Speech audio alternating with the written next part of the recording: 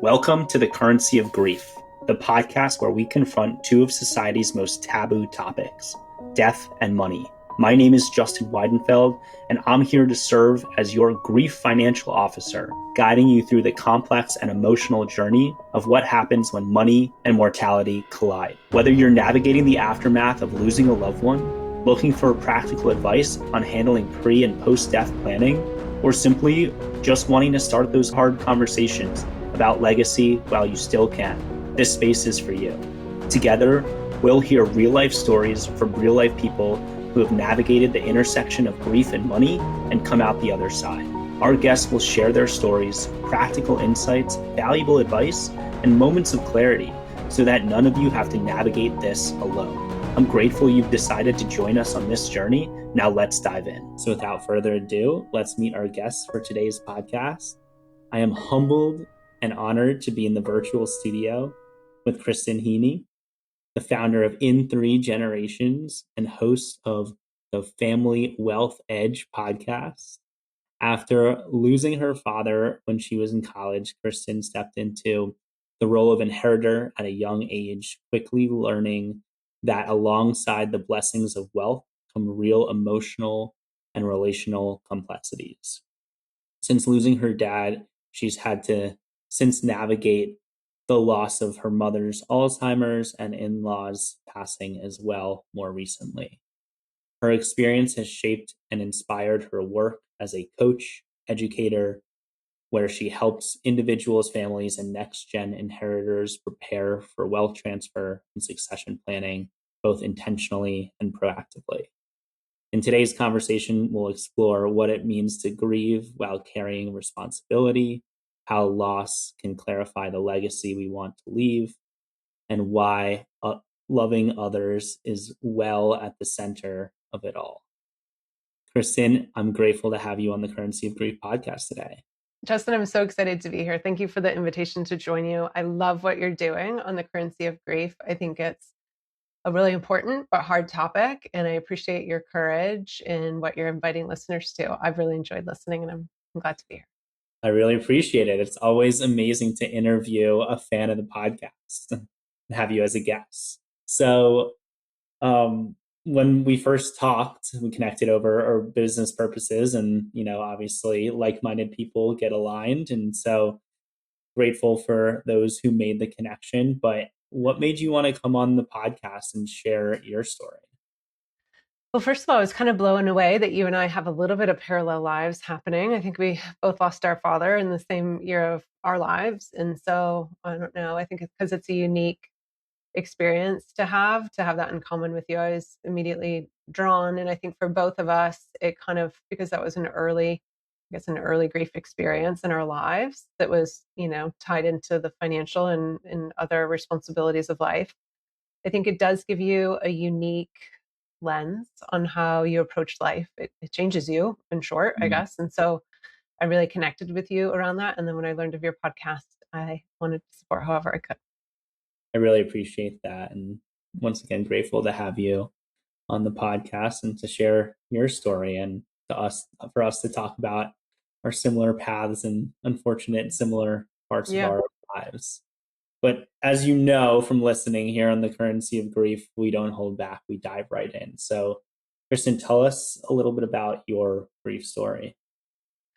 When I was thinking about preparing for this conversation, it seems like the right way to answer that question is to dive right into your first experience of grief, which I guess probably was like having lost my grandparents in childhood. But honestly, I think that there's something more formative that happened for me in childhood around grief that had to do with the way that I was raised. My mom was this really beautiful person who was very other oriented. And so I think through the journey of her caregiving for her own parents through their aging and then death, she kind of like developed a heart for older people in nursing homes who had no one to visit them, right? So we wouldn't just spend time with my grandparents. We would also be talking to the roommate and different people down the hallway that my mom, just being the beautiful person that she was, would want to get to know. So there was always like a little old woman we were picking up on our way to church because she couldn't get there herself. She can't drive anymore. Like literally throughout my childhood, there was always at least one person that she was coming alongside in her beautiful way. But what that did for me as a child is that sometimes the things that other people are protecting their kids from, like going to funerals or being, in the midst of a smelly nursing home where, the older adults there might have dementia and don't exactly, could be scary for a child. For me, my mom put me right into the middle of all of that in the most beautiful way. And I think what it taught me is to be more comfortable in those spaces. And it taught me the realities of aging and the realities of loss at a young age. Of course, I think that doesn't make it easy then when you start to experience your own losses. But what she couldn't have known at that time is that we would experience the death of my father. My parents were divorced at that time, but they were still, amicable and in beautiful relationship together. But, outside of having lost my grandparents, my most significant loss happened at 21. I was in college, and my dad, got that awful call that you get to say that a family member is in the hospital, and the news that he had received when he was in the ER is that the numbness he was experiencing in his face actually was metastasized lung cancer, and it had moved to his brain. And so I believe he was given weeks to live, and he ended up living 6 weeks. I think that was like September. He died Thanksgiving weekend. And so that is not what you are expecting to experience when you're in college. He was only 50 when he passed. So, Yes. yeah, I mean, weirdly, I think those early childhood experiences prepared me for experiencing the death of a parent at a younger age than you would typically expect. And Yeah. then additional caregiving experiences I would have throughout my life. Yeah. And so, speaking of those caregiving experiences, your dad may have been the first one and you were with your mom caregiving for him, but who else were you a caregiver for? Gosh, I guess across my life, for my husband and I, when you include my in-laws, a few years after my dad died, my husband's dad died. He had a stroke and lived for about a year after his stroke. And I believe that we were like, I think I was 26 when that happened. So that was probably 5 years later. And because he was living in New York with my mother-in-law, we were not necessarily in caregiving roles, but certainly experienced the loss of that, trying to support my mother-in-law through that, who was his primary caregiver. And it was a lot for that length of time. And then I would say, unrelated to my own family, but a significant role in proximity to loss and tragedy and grief is my first role out of grad school. By training, I'm an MSW, Master's in Social Work. And so my first job out of grad school was I was hired by a large church in the Metro Detroit area that's very focused on kind of like care and coming alongside of people. And so they were like, pastors aren't necessarily trained to help families through the tragedies of life. And so, in addition to like premarriage counseling and other care focused community services, I would be brought into the tragedies of life. So, a suicide of a teenager in one of the community families. There was a tragic incident with a toddler in a driveway. And really, anytime that you're experiencing a loss, anytime you have to say goodbye to a loved one or experience similarly, the significant health decline of a loved one. And so I got kind of this unusual front row seat to, on scale, people's tragedy and loss and walking alongside them through that. Wow. And what it taught me, and I had seen this in some of my early grief experiences, is wow, there's certainly tragedy here and unimaginable loss and complicated grief. But I also was sitting front row to this beauty in the community that gathers around people when they go through something, in the unexpected, like glimmers of love that you experience and the way stories come together. So I saw the tragedy, but I also saw the beauty that comes as well. And so that again reinforced this idea that like these things are hard, but they're beautiful. And juxtaposing that with the way that our culture sees some of these moments as just terrifying. And I have no idea how I would face any of that if I had to go through it. It made me realize that people, when they are afraid of these moments or recoil from them, that maybe they're missing out on the beauty that's there as well. And so it's kind of built my, I almost want to call it like a passion to work against the tide of the culture that doesn't prepare us very well for these moments, because it can cause us to miss out on the beauty that's there as well. And then if you fast forward onto my life, and we can talk about this more too, um, lost my mother-in-law next to cancer, and both with my father when I lost him, my mother-in-law, and then my mom would then get Alzheimer's, and she had like an 8-year battle with Alzheimer's, and then was with her in the moment of her death. So 3 out of our 4 parents have been there in that amazing moment. Is, again, absolutely a blessing, and what a beautiful gift. Yeah. Do you mind just quickly sharing the names of, your parents and your in-laws? Oh, that's wonderful. Yeah, my dad's name was Ken. My father-in-law's name, Dennis. My mother's name, Jan, and my mother-in-law's name, Karen. And Okay. each of them, I have little pieces of them throughout me, inside of me, like that throughout my life. They have inspired me, and I kind of keep with me. Yeah. So that's actually part of my next question. So Okay. you talk about finding the beauty in these really hard, tragic times, whether it's around your family or the surrounding family. So, or the family that you're potentially, caring for with. How do you process grief being around so much of it, and what feels right for you to kind of feel the sadness but also feel and honor the beauty? Mhm. That's an interesting question. I think that gets to the how-to of grief. Um, and again, like, where do we go to learn this? So thank God that you're opening up this conversation, because people don't really talk about this, right? And I think that there's some degree of like, this looks different for everyone, right? I think we all grieve in our own different ways. But I think in every moment, there's a place that you get to, and for me, it kind of hits me in my gut, where it's really easy to distract yourself and grab your phone and scroll, or, go do a different activity, call someone, because it got to the point where the emotions that you're experiencing feel pretty scary, and the depth of the grief and the reactions to loss that you're experiencing, you're not exactly sure how to move through them. And I do feel like the culture trains us to not be so comfortable in that space. But I think if we can all find a way to have the courage to lean into that, I think just on the other side of that pain is often that beauty that I was talking about. And so, um, to allow yourself and to trust yourself to be able to feel hard feelings. And sometimes it means bringing someone alongside of you. It's a counselor to process all of it. It's a friend who gets it and is a good listener. But to invite yourself to go into those places that feel a little bit scary.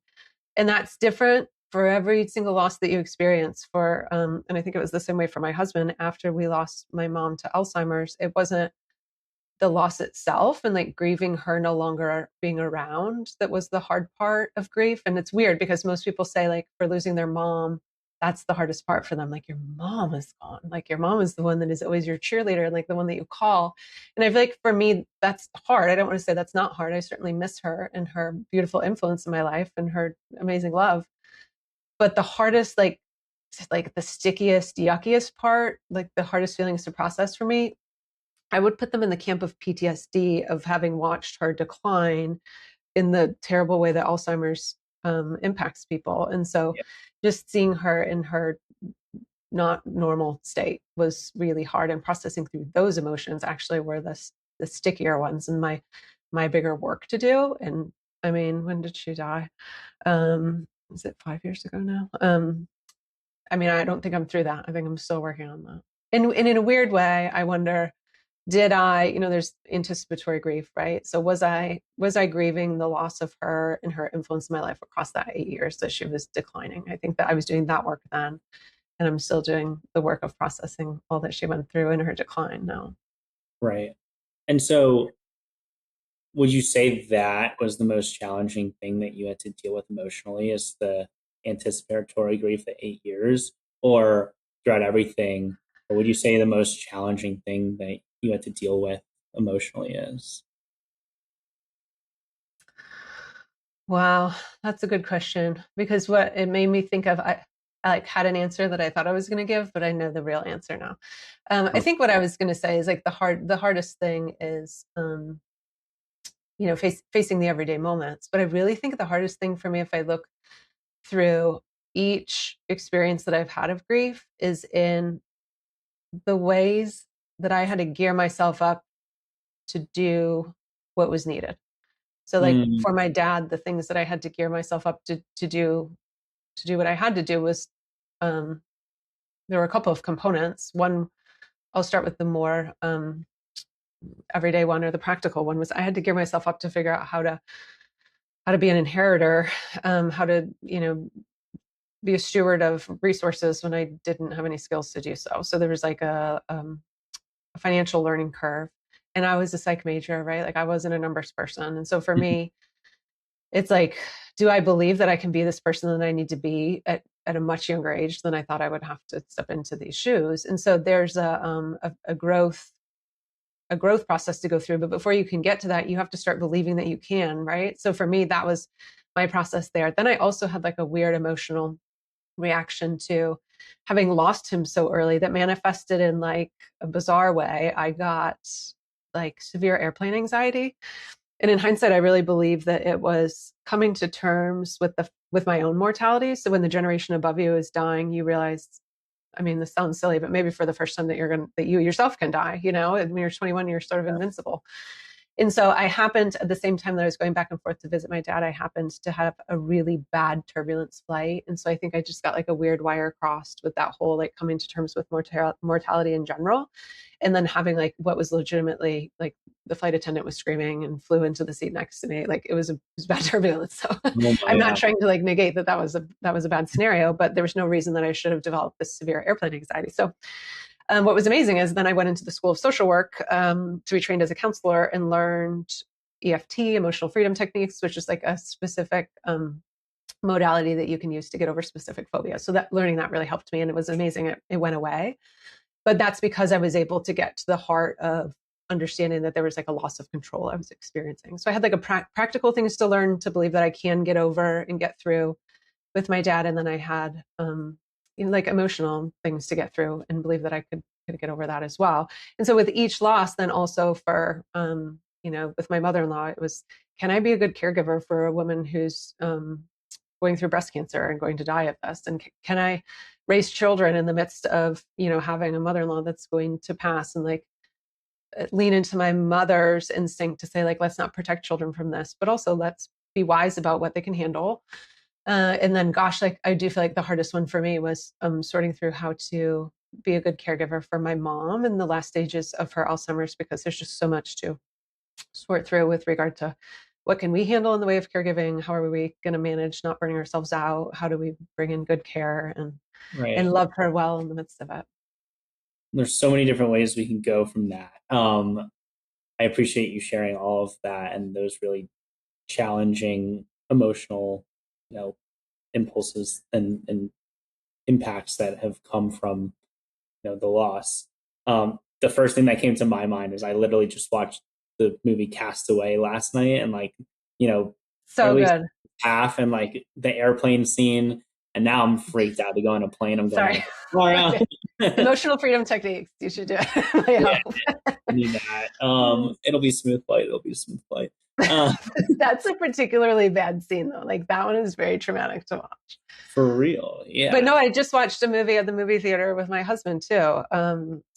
Send Help, and that also has a plane crash scene. And this is like, it needs to have a warning, I feel Yeah, like. it's crazy. All right, I'm gonna listen to all of the flight attendant instructions this time. Know where your life preserver is. Yes. Exactly. Um, so how did losing your dad and becoming an inheritor during college guide your outlook on life and your career? Yeah. I don't think I knew how much it was changing my life in the moment. I mean, obviously, it was one of those moments where the rug gets pulled out from under you. I knew that it was changing everything in my family. I didn't realize, of course, then that it would um, impact the trajectory of my career. Um, because as you're going through things, you're just kind of like dealing with the punches as they come in life. And so I was just trying to keep my own self on the rails with regard to this. I had an identity upheaval from the standpoint that I was only 21. I probably shouldn't have known too much, but I didn't really know very much at all about the degree to which my dad had assets outside of our family business. And I knew I wasn't planning to go into our family business. My brother has done a great job of that across the years. And so to be able to step into roles in, I don't know, managing invested assets when you don't know any of this, and to step into roles, I also stepped into leadership of our family foundation. And so I literally was like, get me to a conference so I can figure out how to stay out of trouble with the IRS, but also like how to do right by these opportunities, which that one to me felt even more substantial and special than, the inheritance part for whatever these resources could do for my own life. I recognize it as something that I wanted to honor my dad's legacy, for it to be even broader than just, making it easy for me to go to grad school or buy a first house or whatever. So that was really important. But then there's a lot of complexities that come with us. Like, how do you stay married in the midst of significant resources? How do you raise children without entitlement in the midst of these opportunities, really, that I didn't want to turn into obstacles as much as possible? So, and it was funny because I began to realize, like, as a social worker, I was like the type of nerd that's like, where can I find a self-help book? Or like, who are the theorists and researchers? And like, where are the frameworks for getting through this situation? And what I sadly uncovered is that there were like 6 books and like 5 people that you could turn to. And it was just really, and I don't mean like all at once this happened, because that's not how it was, but across that first decade that I was muddling through all of this, I turned to, some of those people just to help me through some of the challenges that I was facing, like phone coaching or whatever with the authors of the books that I had been reading. Wow. Which was really valuable to me. But across that 10 years, I realized, okay, this is weird. Some of the world's most influential people from a financial capital standpoint actually are really poorly resourced with regard to managing all of what's most important, like their family relationships, their sense of identity and purpose in life. And that there was a need for, people to come alongside of those folks to help them through it, but also for resources to be built out. Because what I was looking for was like, where's the person who's come before me that's done this that can tell me how to do it? And there just weren't really a lot of those frameworks. It was like the early pioneers of the work who I'm so grateful for were doing that, but it wasn't built out yet. And so I realized, and kind of shifted from the role that I described I was doing in, I don't know, we'll call it the nonprofit sector, to saying, okay, I gotta contribute in some way, and recognize like, yeah, my background is just my one story, and maybe it can inform and certainly has given me passion for this work. But I also was like, I gotta learn from these pioneers, and be mentored by them. And then this is what I've been doing since 2014.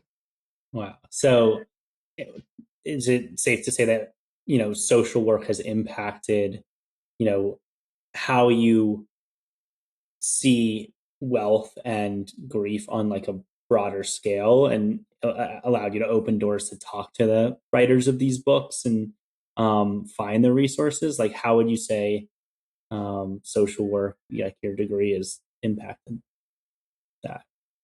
Yeah, I think that I know, being in the helping professions in general, I think the field of coaching and the education I've got there has reinforced this. But honestly, I also think it's my faith constructs as well that inspire me to see the meaning underneath of things, and to try to make meaning of things as well. And so, I mean, there's so many people that I reached out to early on when I wanted to move into this space that I felt like I had no business. It was the first time I guess I realized, because of my dad's loss and my desire to do this right. It's the first time I realized, like, if there's a book that you're reading, there's an author of that book, and you could just simply get in touch with that person and talk to them and learn from them. I feel like for me, that courage came from just pure desperation and pure passion of wanting to do right by my dad's legacy, and to make meaning of these experiences that I was going through. It takes courage to do that, but it was worth it to me. Yeah. So I guess taking a step back, so you mentioned a lot of different things with regards to your family business and assets outside. So financially and logistically, what role did you take on, and what was like the first immediate action step financially and logistically that you had to take either after your dad's passing or throughout your entire intersection with grief? Yeah. Um, And maybe it's how has that almost, evolved throughout? yeah. Yeah, it's definitely evolved as my confidence has grown. I think in the beginning, I was like extremely overwhelmed. I had a lot to learn, but I also didn't even really know what the questions were to be asking. So I think something that was really helpful for me was to surround myself with people who could teach me and walk alongside of me through it, but importantly, to do it in a way where I wasn't outsourcing the job. And it's funny because I look back and definitely know that if my dad was still alive, Justin, I would not be as involved as I am. I would not be as confident as I am because I wouldn't need to, because my dad was Mm. phenomenal in all of this, right? There wouldn't be cause for it, but there definitely was after he died. So, I was stepping into directorship of our family foundation alongside my mom, who knew far less than I did about any of this, but also stepping into inheritor roles, like oversight of uh, assets, some of which were in trust, and there was a trustee associated with them, but based on the trust terms and who the trustee was, a lot of freedom offered. And so, really, for me, nobody was making meaning of it for me. Nobody was saying, here's your guardrails and your guidelines. And so I did that for myself, but that I don't want to make it sound like I sat down and did it in an hour. I'm still doing it. Like I feel like Mm. alongside my husband and young adult sons now, making meaning of it and defining what our roles within it are. And I think titrating the degree to which our identity is wrapped up in this, because there does seem to be a gravitational pull towards financial resources and what they can do for you, and making sure we're staying grounded in our values that matter more than that. Yeah. And people often assume that inheritance is just a blessing, Oh yeah, being like to, what could be wrong uh, with that? right. Like, decide, like, maybe there was a plan in place for your family business. Was there a plan in place for your family business? Yes, yes, yes. But Yeah, for my brother to step in. Yeah, it was complicated though, Justin. Like I owned machinery inside of the business. And of course, one business isn't one business. And like, so it took my brother and I close to a decade to sort of like a decade, disentangle. And yeah, and that's I a mean, decade of non-closure. And so, mhm, yeah, people often assume inheritance is like, oh, you got money, like now you can go buy that house you always wanted, or take that trip, or yeah. not work that 9 to 5 that you've wanted to quit for a while. But what emotional and relational weight like really surprised you, or did you have to navigate alongside the grief? Uh, so much. And it's hard because grief itself is plenty, right? But I was having an identity crisis really because my dad died in 98. In 99, I was a senior when he died. So I graduated and then enrolled in the School of Social Work at the University of Michigan for my master's program. And when I got there, a lot of the, I don't call it ideology that I was encountering in the midst of not yet having sorted the notion that like I think I might be a wealthy person, which is so bizarre to me because I had no idea that any of this had anything to do with me if I wasn't going into the family business. And the ideology that I was encountering in my program was that there are a lot of people who have privilege and a lot of people who don't, and the people who have privilege without being mindful of the fact that there are a lot of people without access to resources. And so for me, I was grappling with, as a person who is by nature just very generous and very empathetic and mindful of other people's needs, I was having to sort out, can I make sense of the fact that I am a well-resourced person and can find a way to step into those responsibilities and to be mindful of other people at the same time. Like, can I be, especially being a Caucasian wealthy person, can I be that person and still be mindful of the needs of the people, around me who don't have the same advantages that I'm aware of, without feeling like my only response is to write a check and give this all away, because that Right. sounds so very uncomfortable.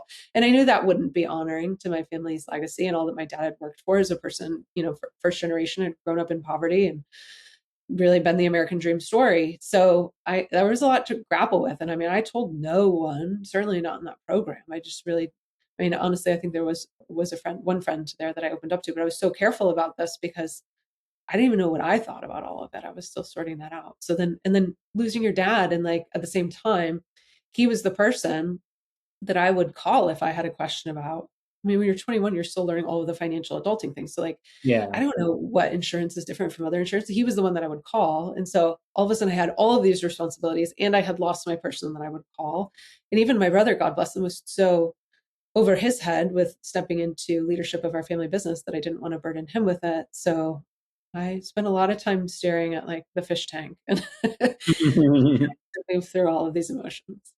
Yeah, I hear you. I think, when you become, or I guess if you become a well-resourced person via inheritance after losing someone, for me, I was, 21-year-old senior in college, and I had barely worked a day in my life. And all of a sudden, I was in charge of managing these assets and honoring my dad's legacy at the same time. And I didn't even know what that means. So, of course, I'm going through an identity crisis. There's no roadmap, there's no course, there's no, hope maybe there's somebody else like that. One of the reasons I'm starting this podcast is, there's somebody else who's similar to me, and finding those people. But it doesn't make me a bad person. And I also care about the community and the environment, and people who have experienced the same thing and spend a lot of time volunteering. But I also, what would my dad, it's funny because we host a charity event called What Would Don Do? So I just think to myself, what would Don do? And Yeah. how would he, what would he want me to do? And Yeah. so I think there's no right answer. It's just really, really hard. And it's not the hardest problem in the world, maybe, but like it is really challenging because there's just so many different paths you can go. Mm-hmm. And some of them would be dishonoring to your journey, right? And so to be able to sort out which paths, and there are many of them that would be honoring to who you are and to the person who you've lost and the legacy that they built. And so sorting that out is a little tricky, and it's especially tricky, and I'm curious to know how this was for you, to have this happening at a time when you're launching into life, right? So you realize, there are resources here that I don't have to launch, but like, Yeah. based on our family values, I 100% do have to launch around contribution and like, not just sitting back and being a consumer of things. And so I think that as you're leaving college, and is an especially interesting time too, to be having the opportunities that we have. Oh yeah, in your 20s, you're really finding your identity to begin with, and then all of a sudden, this outside force comes in and sort of derails this identity path. And I felt super different from all my friends who were like, "I need to work in consulting, I need to work this and that." I was like, "Well, how can I make the most amount of money while also making like even more impact to community, to society?" Because I am fortunate. Yes. And I'm still on that journey today. Mm-hmm. Um, Yeah. Go for it, Kristen. Yeah. I was gonna say me too. And I think what you're saying reminds me too that part of what you're also grappling with is honoring the legacy of the person who gave you these opportunities and their legacy, but then also finding the unique imprint that you want to make on this. And so, it's funny. Again, all of this happened quickly. My dad couldn't have possibly known that this was happening, but there were these funny mixed messages. And I think that he had so many beautiful values, but I also vexed him in certain ways because I thought about things differently, right? I remember him saying to me, like, help me, social work is the hardest work for the least amount of money. Like, what are we doing here? Why are we going down this road?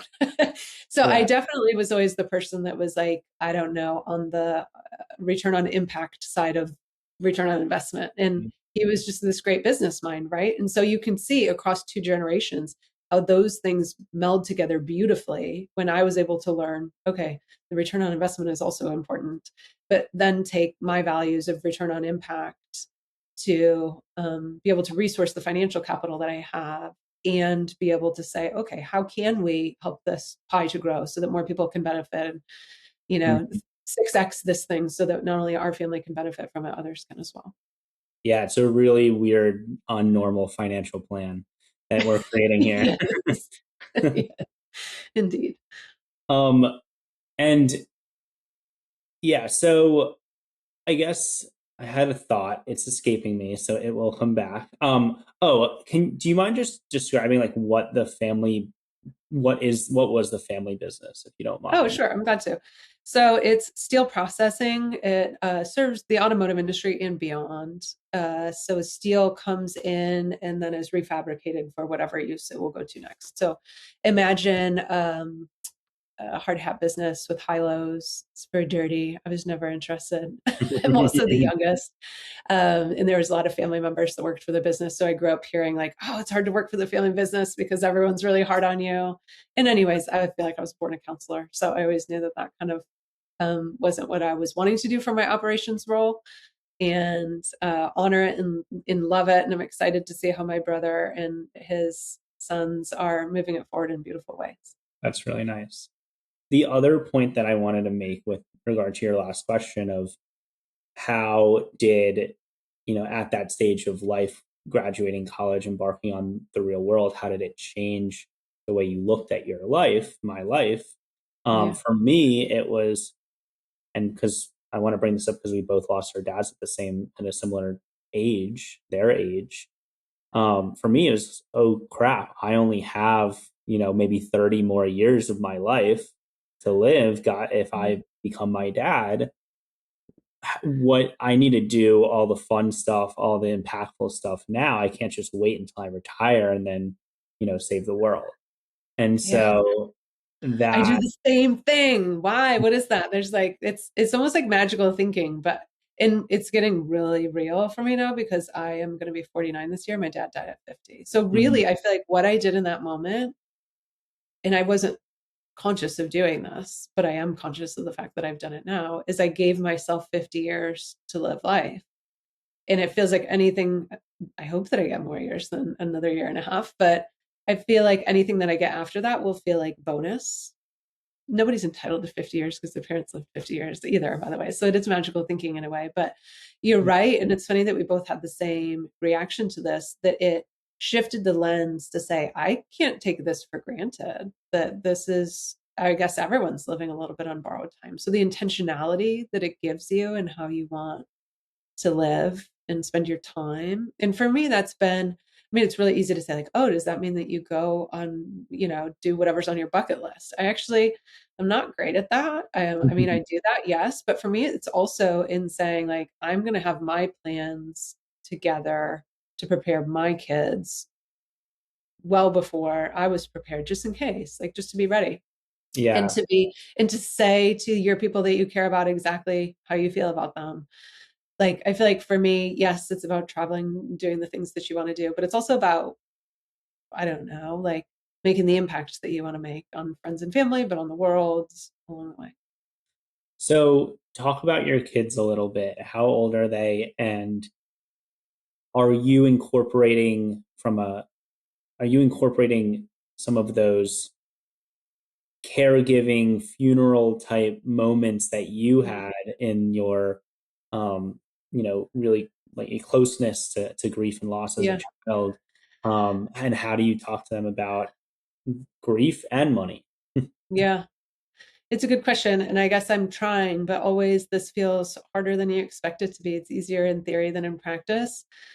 And on both sides. So they're both in college right now and really amazing young men that my husband and I are both really proud of. And so we've had them at coming to family meetings with our advisors. We'll start with kind of the business side of things since they were very young. And like, I remember having kids on laps and like, God bless my financial advisors. They'd bring like a coloring page and they were Mhm. good kids. They went to private school. So they were trained to be like quiet. They weren't like a nuisance, but, and then in time we tried to, as soon as they started working, I guess in high school, and they were working for my husband and I have had like done property management. We live in a town that has good opportunities for rental properties. And so growing up, they were working and cleaning the pool, and they were mowing the lawn. And so we were giving them a check. So we started IRA accounts for them when they were very, very young, like late middle school, early high school. So we would have them meet with our financial advisors and learn the power of compound interest on even those small dollars. So there's always been some aspect of this where we've told them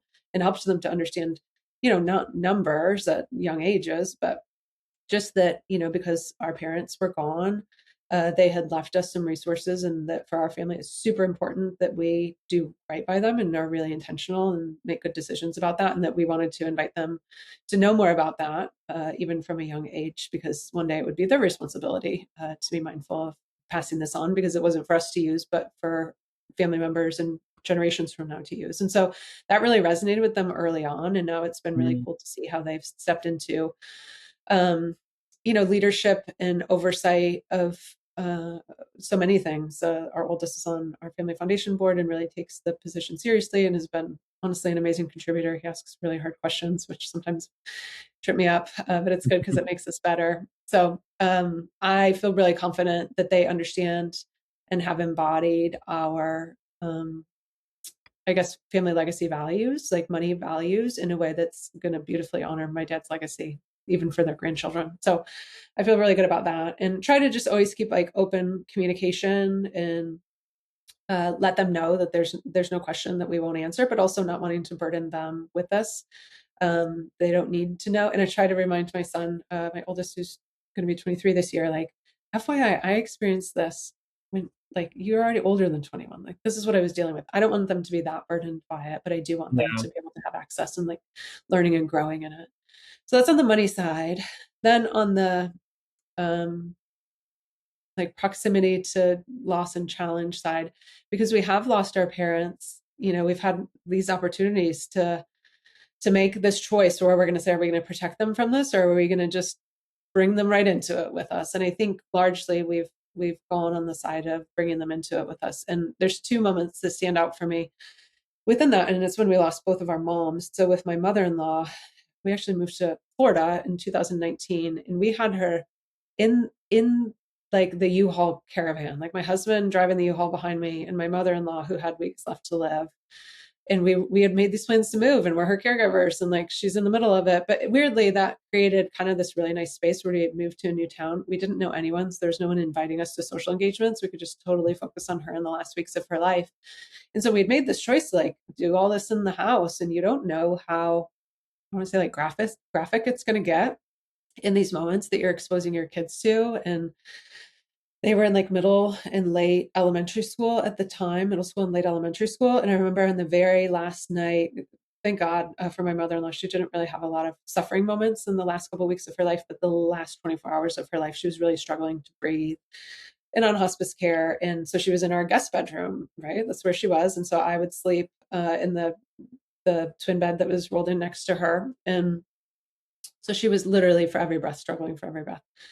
And so my oldest came in and said, can I sleep with you in the bed in Grammy? Like, I can tell she's struggling. And I'm thinking, this is my, like, I don't know, was he 12-year-old, my 12-year-old child? This is hard for me to hear. Do I say yes or no to this? And I could tell he was adamant. And so I was like, all right, like, you understand this is hard to listen to, like making sure he understood what choice he was making. He said yes. And then similarly, after she passed the next day, which by the way was beautiful, it was this beautiful moment where my husband held her hand and said, I don't want you to be breathing like this and suffering like this. Like, go be with dad, go be with Jesus. And she breathed her last breath. It was like unbelievable scripted moment. You couldn't have scripted more beautifully. So anyways, hospice comes in and is taking care of things, and then the coroner is going to come, right? So the hospice worker recommends, I really need you guys to like get out of, this is hard to watch, right? To have these people roll your loved one out of the house. So go to the beach, go do something beautiful together. My husband's, it was wonderful because my husband's brother and his family were also there. So we were able to have these beautiful end moments together. But my oldest, who had slept with me that night, he was like, nope, not leaving, like not leaving until I know that Grammy is good to go. And I've watched her, last moments, and I know she's well taken care of. I'm like, this from a 12 or 13-year-old. And again, I'm thinking, this hospice worker just told us that this for adults is too much to watch. Yeah. He was adamant about it. And so I was like, I feel like I want to honor what he needs to do to say goodbye, So we let him do it. And again, I think probably informed by the fact that I was like, I had hard things that my mom was inviting me to do. And the net benefit for me is that I wasn't afraid of all of this. And so Mhm. that's what I went with. I guess still remains to be seen whether that was a good or bad call. But No, yeah, that's the thing. Is like it's like financial decisions. It takes years to actually figure out if you made the right call or not. yes. Um, so just to summarize a little bit of how do you talk about money with your kids at home, or how do you bring them into this situation, is making learning about money a little bit fun. So earning a little bit of money for whether you have the resources, like immense resources or not. Yeah. Anybody can do that. Yeah, just like, hey, you're going to work a little bit in the family business. You're going to learn some trades. You're going to learn some skills. You're going to be rewarded monetarily for that. Bringing them into the family conversations early, just even if they need a coloring book and they're sitting on the side with an iPad or a video game, they're going to pick up on what compound interest is, Totally. Mm-hmm. what, the difference between a Roth and a traditional IRA, whatever it might be. Yeah. Bring them into those conversations and not burden them with the experience that you had. It's not like, hey, I experienced this at 21. I was the personal representative of my dad's estate at 21. So you have to, do the equivalent. Like, no, like our situation sucked. We wouldn't wish it on anybody, but Right. you can note it and say, hey, like, we don't want to burden you with this. We want to enlighten you with this. Yes. Yeah. To take the best of our experience and how it thrust us into what we learned. There are good things that came from it, but taking out the parts that felt like it was too much too soon. And I mean, I know the way that I think about it is like to try to build stepping stones that make sense, that are really relevant to whatever it is they're doing in their life stage, to make it feel like, well, that I can learn this and grow in competence in this in a way that fits into my life without it feeling like it's taking over my life, which I think for you and I, that was part of how it was. Yeah. And then with regards to the proximity of loss, I did want to summarize that as well, which is really, your kids sounded like they're very vocal, and what you did was just honored what they needed and Yeah. listened to what they needed. And you said, hey, this is going to happen. This is really hard. What do you need? And instead of making the decision for them, I think if you were to make the decision to say, nope, we're all going to the beach, Yeah. your son may have been wondering always, could I have done anything more? Mhm. Yeah. Those are hard decisions to make because you're in the moment, you're dealing with your own feelings about it, right? So it's not like the clearest headed moment that you have to make them. But there's something to be said for thinking through while you're listening to a fabulous podcast, thinking through all of this in advance, right? So that you have some sense of, I don't know, how you hope to model grief and, proximity to tragedy or loss in life for your kids, because it can be a little wrought with strong emotion in the moment. Yeah. On that same note, was there anything that you wish you knew or talked about with your dad, with your in-laws, with your mom? Questions you didn't get to ask that you would recommend people ask the hard questions? Mm, that's a really good question. And yes, and I don't know if there's certainly not a week that goes by that I'm not like, oh, I would love to pick up the phone and call Grammy about this, or my dad or mom or Dennis about this. But um, I just miss their perspective on life. So I think it's, yeah, maybe I'll come up with something specific, but what first comes to mind is the general, that I think, especially when you're in your, I don't know, young adult years, and even moving into 30 and 40s, as you're moving into like, it's individuation, right? Like it's very healthy what you're doing. You're building your own mindsets about things and approaches about things and differentiating them from your family. It's healthy and normal and good. But I think that sometimes what that can cause you to do is turn on the volume on hearing their insights about things, because you're so focused on wanting to build your perspectives on things and the life that you want. And so I guess what I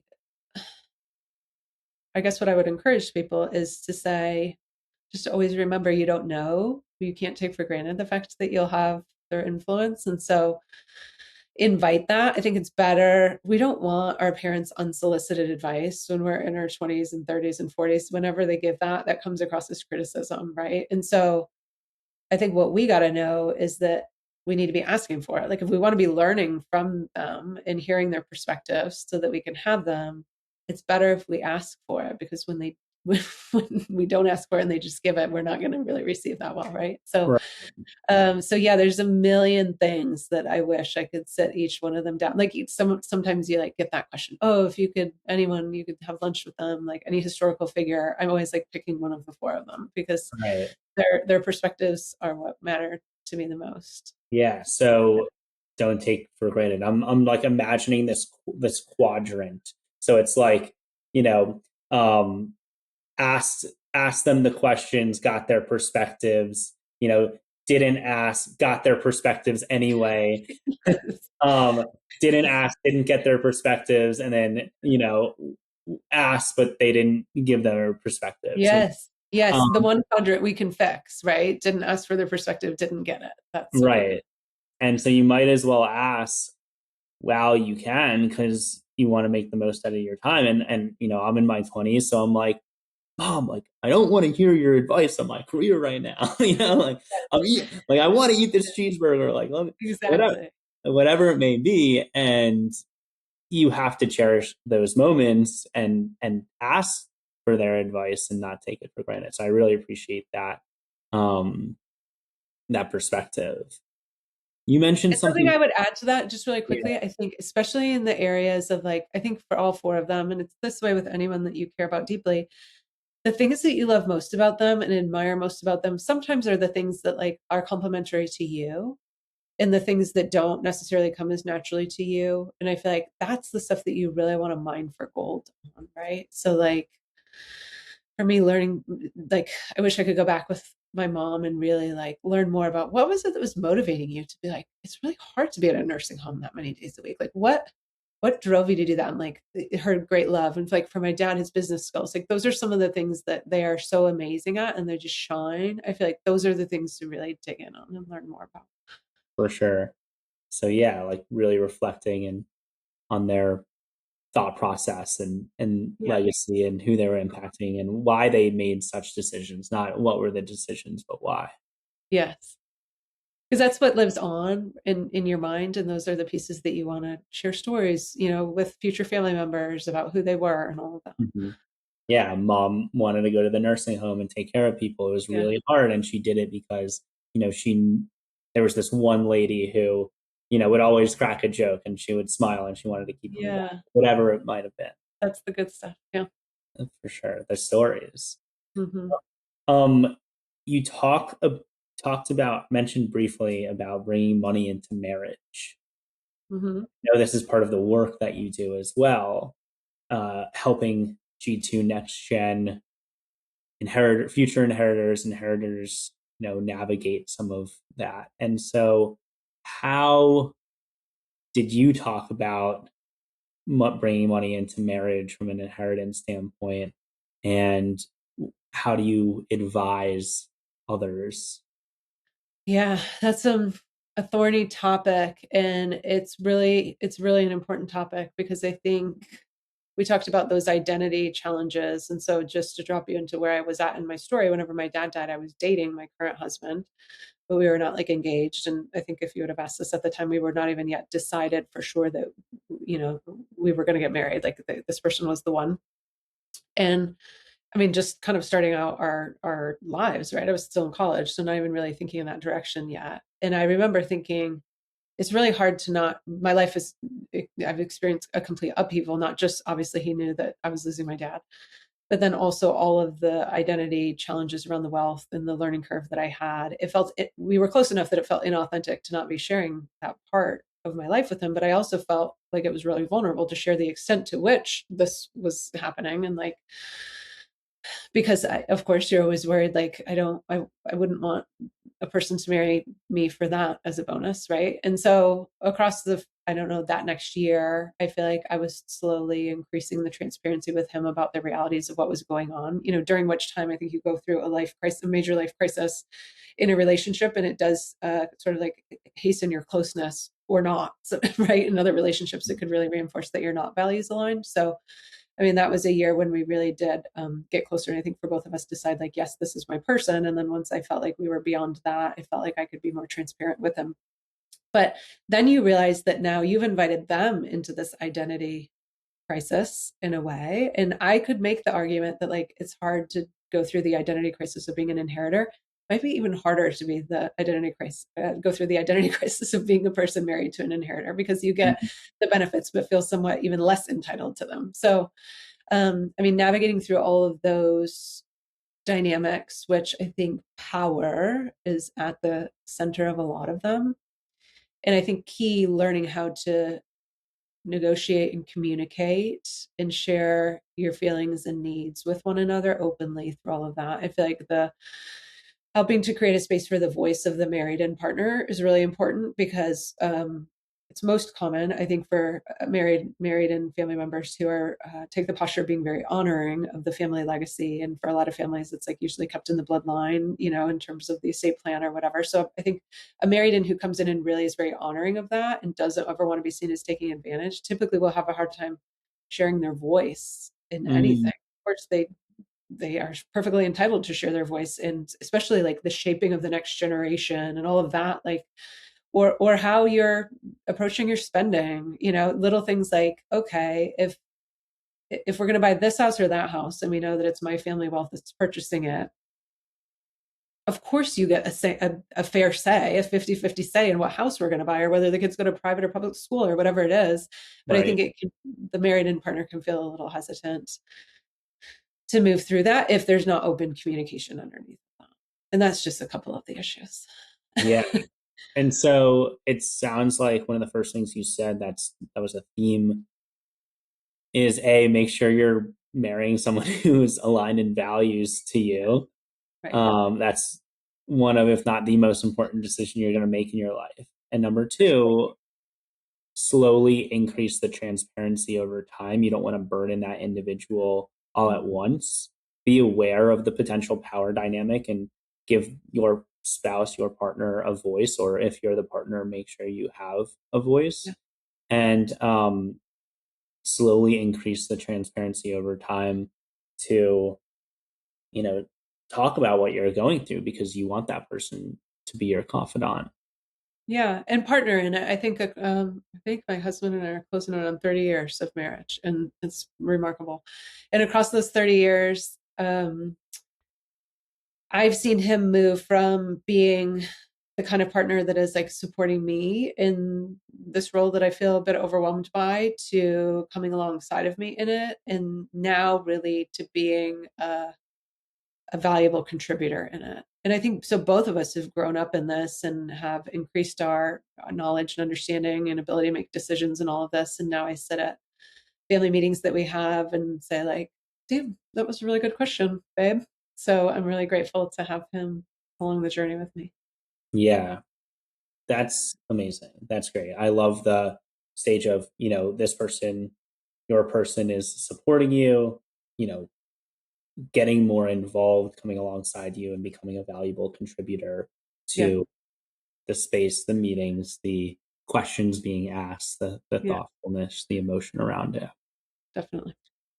Throughout all of this, were there any financial or logistical resources that you wish you had? Oh gosh, Justin, I think that I make most of the curriculum that I build and my approach to business inspired by what Kristen needed at 21. So I think I'll put this in the realm of like education and community, because I know that I needed education.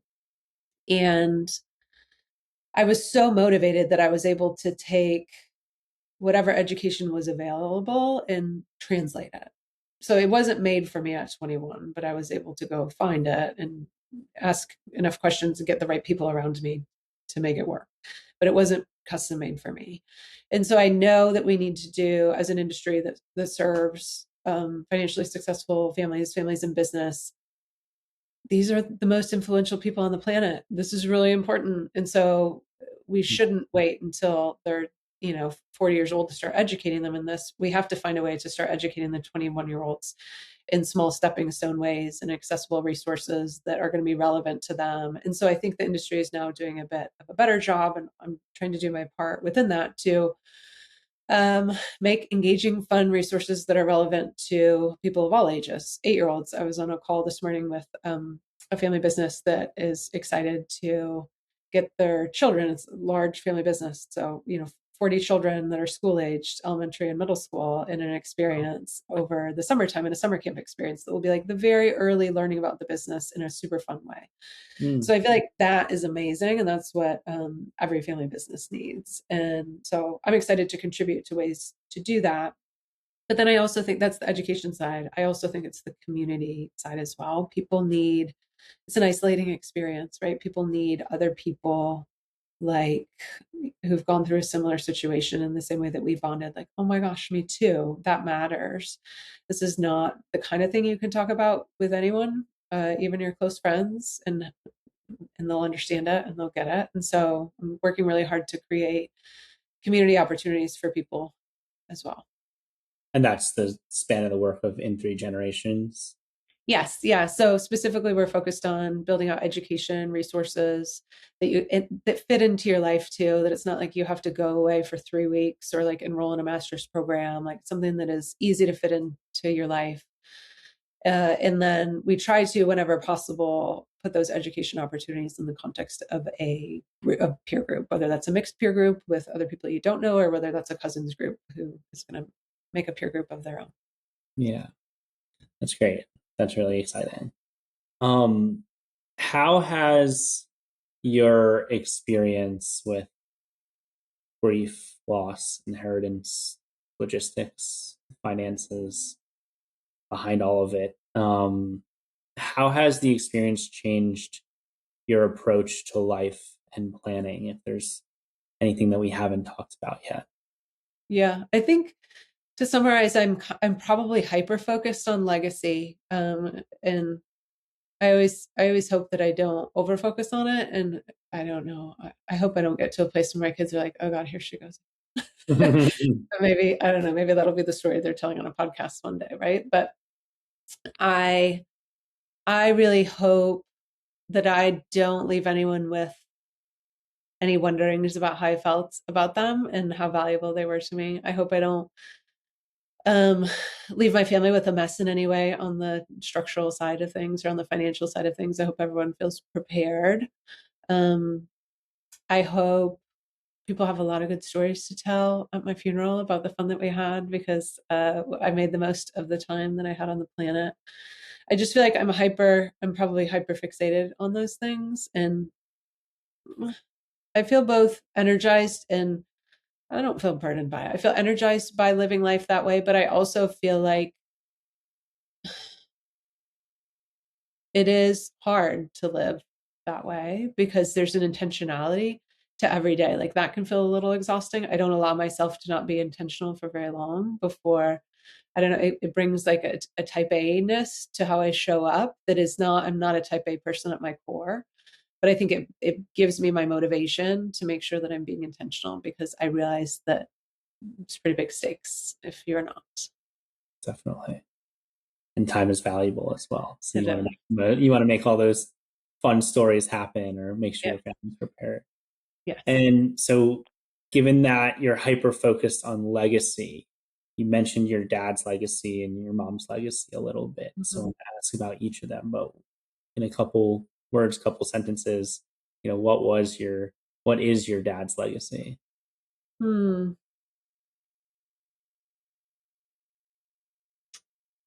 It's hard to summarize. He's the type of person that it's really hard to even explain him, because he was like biker, but businessman, like grew up in Appalachia, but like savant like intelligence. So it's really hard to capture him in a phrase. But I think his legacy is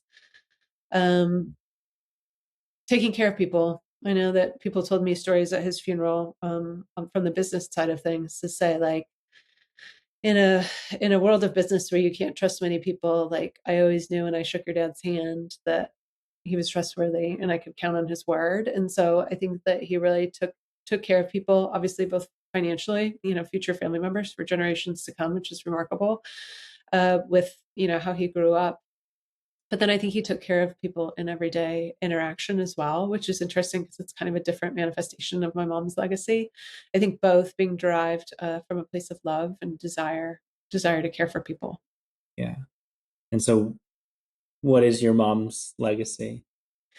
Yeah, I think my mom's legacy is really seeing the person who's in front of her and having like a limitless ability to love well in response to that.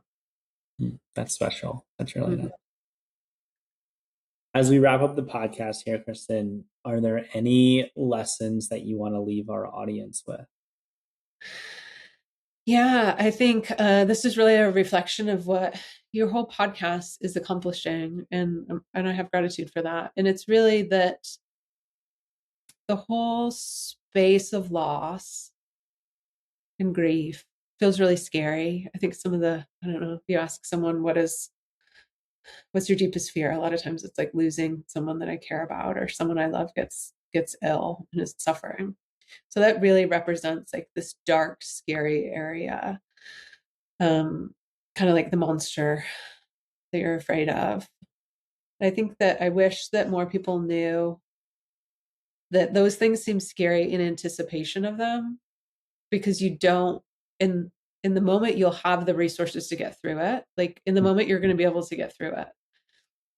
But you don't have, I mean, it's even physiological chemicals running through your body right now that you're going to have then. So if it feels like you'll never be able to get through it now in anticipation of it, that's exactly true. But you'll be able to do it when you get there, and it won't seem as scary when you get there. And then if you can just keep yourself together in those moments to feel the feelings and to move through them, there's so much beauty in the midst of even the most tragic situations. I've seen this in my own life, but I've also sat front row to the beautiful people that I've been able to help through their own life tragedies. That the way your community comes alongside of you and loves you through these hard times, the growth and development that you see in yourself and your loved ones through moments like this, like all of that. Thank God that comes with moving through the grief and the loss, because in a way it feels like it redeems it. It'll never be good enough because you want your loved one back, but there's such beautiful things that can come through it. And some of that you miss when you're too afraid to step into the space and actually feel those feelings. And so I don't want people to experience a loss and not get the good stuff that come out of it because they're afraid to step really into it. Yeah. Wow, that's really nice. Yeah. I love the reoccurring theme from the start and now the end is the beauty around loss and those really trying, challenging moments is finding the beauty. And I love how your faith inspired you to do that as well, to find those moments. Mm-hmm. I'm going to push you a little bit further and ask one final question here. Kristen, I want you to imagine that you're talking to a 21-year-old girl who just lost her dad and is going to embark on the life that you have lived as well with regards to the caregiving and the loss and also the amazing joyous moments that you've lived. What grief mantras, words of wisdoms, or phrases and taglines would you share with that person? Sort of developed this mantra when I've been making silly social media videos of "you've got this." So it feels like I need to start with "you've got this," and I feel like that's what people need to hear. And I feel like stories like yours and mine can hopefully bring hope, because in that moment I most certainly did not feel like I had it. Like I felt like I definitely did not have it. So I think I do always want to bring hope to people that you can become a person who can manage all of this, and you're going to feel really proud of that. And so I think that that's what I would start with.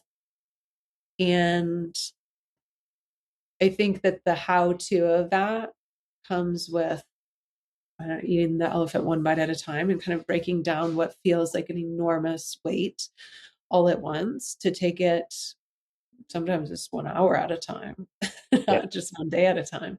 But to deal with whatever it is that's coming at you that day. I think the challenges of the immediate post loss scenario of, and certainly when there's an estate in the mix, but for everyone, even like making all of the things that you need to get in order to wrap them up. It feels like so much to get through that I do think it is an hour by hour. And to know that you've got this and you'll figure it out, and you just keep putting one foot in front of the other to move forward. I feel like that's probably what I needed to hear, and to be around other people who get it. Like, I think there's something to be said for, like, we'll never understand each other's experience of grief entirely, but even if it's like, this is overwhelming, I get it.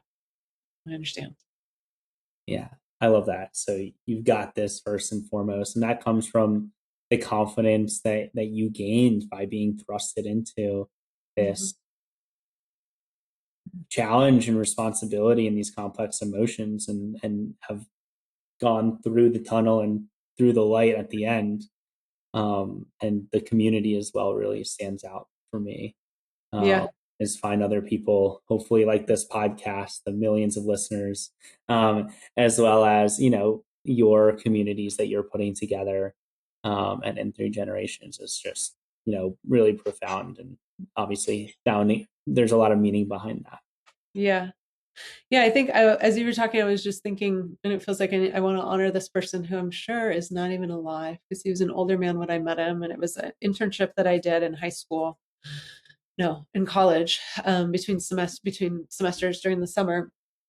It was actually at a mental hospital in the North Carolina area, and there was a grief group, and he was just like such a wise man, and he led it, and I learned so much from him. And the way that he would describe grief to people, or the impact of grief to people, is that, like, when you experience a loss, it almost creates like a mountain in front of you that Mm-hmm. can get in your way of your life if you don't know what to do with it. So what he would describe, and he had a beautiful imagery around this, is like that what we would be doing together is grabbing a pickaxe and like tunneling our way through the mountain so that we could get to the other side of it. It will always be once you get through the other side of it, will always be a part of your past and like your story and what you see when you look around in your life. But it will prevent you from having this be a blockade to whatever other things you're going to move into in your life. And he would say, like, it's tough to pickaxe this, but if we're all doing it together, we can move through this and create this tunnel together. And I just always will remember that imagery, that the power of community, as you're saying, can give you the courage to be like, all right, this is tough work, but we can do this together. And I'm not alone in this. And there's other people dealing with things. And I always really valued that metaphor. And I've leaned into that a lot. And like, I didn't realize it was probably that following year that I would experience the loss of my dad. And I know that that really helps me. Wow. Well, thank you for sharing that. And Yeah. that visual really just does stick with me, because if you're on the other side of the mountain, the mountain's still with you in the past. You can look back at it, but you can Yeah. also look, if you're on, the near side of the mountain and you're trying to climb up the mountain, maybe you keep falling down or It whatever was it might impossible. be, you're Yeah. not seeing what's on the other side of the mountain. Yes. It's an impediment. Yeah. If you're not willing to do the tough work to like get in there, but it's not Yeah. as scary in there as it seems like it's going to be. Yeah. Well, this has been an amazing conversation. Kristen, how can people find you if they want to reach out? They can look for me searching In Three Generations. You can use the number or the word. You can find us on Instagram, LinkedIn. You can go to in3generations.com. And you can also reach me at coach@in3generations.com with a number. Great. And I would Awesome. love to hear from others. That sounds great. And I hope that's where we can find some of those videos and reels that you've been recording as well. Yes, definitely. And at the Family Wealth Edge too. I guess I didn't mention that, but also over on that YouTube page. I will link both of them to the show notes. Awesome. Thank you so much for what you're doing, Justin. Yes, thank you so much for being here. And podcast listeners, podcast family, thank you so much for joining us on another episode of The Currency of Grief. Don't forget, it's a great day to have a great day. So go have a great day. We'll see you next time. Thank you for joining me on this episode of the Currency of Grief podcast. My hope is that today's conversation brought you clarity, comfort, and even a spark to start those difficult but necessary conversations in your own life. If you found this episode helpful, it would mean the world to me if you would share it with one other person who you feel this podcast could impact. And please, take a moment to leave us a 5-star review. Your review will help us reach more people who need this resource. Remember, the best time to talk about death and money was yesterday. The second best time is now. Until next time, I'm Justin Weidenfeld, your Grief Financial Officer, and this has been the Currency of Grief podcast.